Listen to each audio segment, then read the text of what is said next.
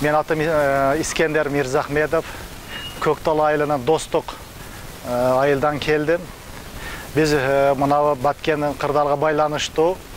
Елменен чоғылып, кечеде кичине гуманитарный помощь жөнөттүк. Кечинде түнү, бүгүн да саарлап, туруп туруп елменен чоғылып, мына 30 миң машык акчалай, анан тышкары продукта, жаш балдарга памперс, гигиена эмелери керек экен, олар чоғылтып, мына аз кадам жайга алып келдик. Эми мына насип кылса азырдагы мына ошол Баткендеги туугандарга алып барайлы деп ниет кылып турабыз. Биздин элиме рахмат.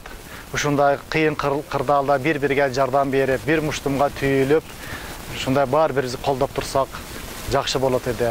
Биздин тилегибиз тынчтык болсун, ынтымактык болсун, согуш болбосун. Чегарадагы чырдан бүгүнкү күндө Кадамчы районуна эвакуацияланган 20.811 жаран болду. Бүгүнкү эртең мененки маалымат боюнча Кадамчы районунун аймагындагы бардык айыл өкмөттөр, шаардык мэриялар активдүү иштешип, ар бир жарандардагы өздөрү чыгып, ушул үй бар карап беребиз деп, бүгүнкү күндө ошол 20.811 адам биздин эсеп боюнча божомолду, мындан дагы көбүрөөк болушу мүмкүн.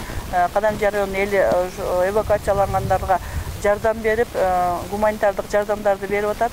Булар негизинен үйлөргө жайганышты, андан тышкары 5 бала бакчада дагы жарандарыбыз бар. Алардын азык-түлүк, ошондой эле гигиеналык наборлору эмне керек болгон болсо айыл өкмөттөрү өздөрү көзөмөлдөп жардамдар берип атат. Кадамчы районунда администрациянын алдында штаб түзүлүп, ошол штабта кайсы жерде көйгөй болсо тезинен оперативдүү жардамдар көрсөтүлүүдө.